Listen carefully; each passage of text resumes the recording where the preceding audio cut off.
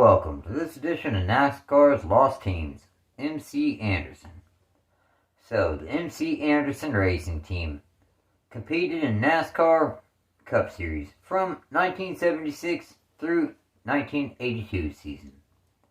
The team would achieve success in their short time they were in NASCAR. Also, having a few big stars drive their number 27 car. Benny Parsons, Buddybaker, and Cale Yarborough. They were able to score 9 poles and 10 victories in their 7 seasons they were in existence. In 1976, the team had Sam Summers make 5 starts. In the World 600, the Talladega 500, at Darlington, the Charlotte Fall Race, and the Atlanta Fall Race. His best finish was 9th in the Fall at Atlanta. The following season, in 1977, the team brought back Sam Summers to drive their number 27 again in 77. This time, the team made 21 starts with Summers behind the wheel. Their best finish with Summers behind the wheel was 4th in the Fall at Michigan. Overall, in those 21 starts, they scored 0 wins, 2 top 5s, and 8 top 10s. Then, in 1978, MC Anderson Racing signed a driver that had already found success on the racetrack. His name was Buddybaker. The team was using a mix between Chevrolets and Oldsmobiles, still without permanent sponsorship. Baker made 19 starts that season. His best start was 1st in the spring at Dover. Their best finish was 2nd in the spring at Talladega. The pole was the team's first ever. Overall, they scored 1 pole, 0 wins, 4 top 5s, and 8 top 10s in 19 starts.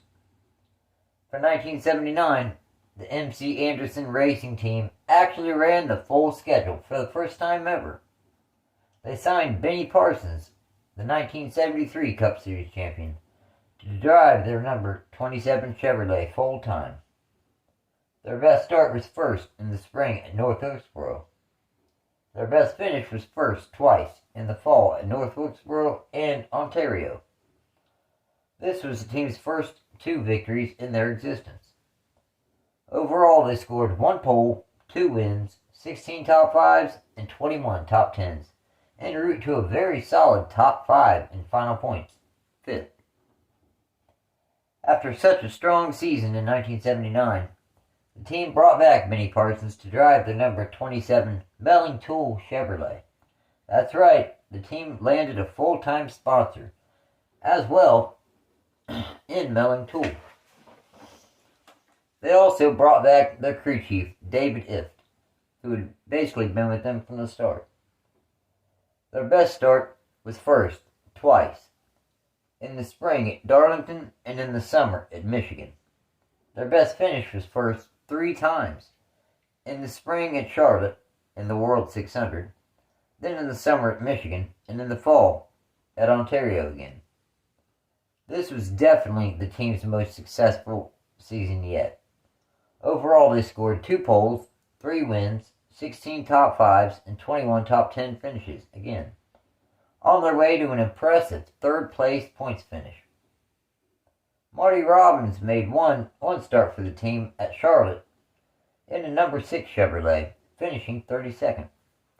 At the conclusion of the 1980 NASCAR Cup Series season, Benny Parsons left the MC Anderson race team. On the other hand, 3-time Cup Series champion Cale Yarborough was looking to cut back to part-time schedule, but with a competitive team. So, for the 1981 NASCAR Cup Series season, the team signed Caleyarborough to drive their number 27 Valvoline Buick. The team was able to sign Valvoline due to the fact that Caleyarborough was involved with the deal. They made 18 starts in 1981. Their best start was 1st twice, in the spring at Rockingham and in the summer at Daytona. Their best finish was 1st also twice, in the spring at Atlanta and then in the summer at Daytona. Overall, they were able to score 2 poles, 2 wins, 6 top 5s, and 10 top 10s. Still able to finish 24th in final points, even though they ran just over half of the races on the schedule. The MC Anderson race team ran their final season in 1982. They brought back Cale Yarborough to drive their number 27 Valvoline Buick for 16 starts in 82. Unfortunately, half the races that they started ended in DNFs, 8 of them.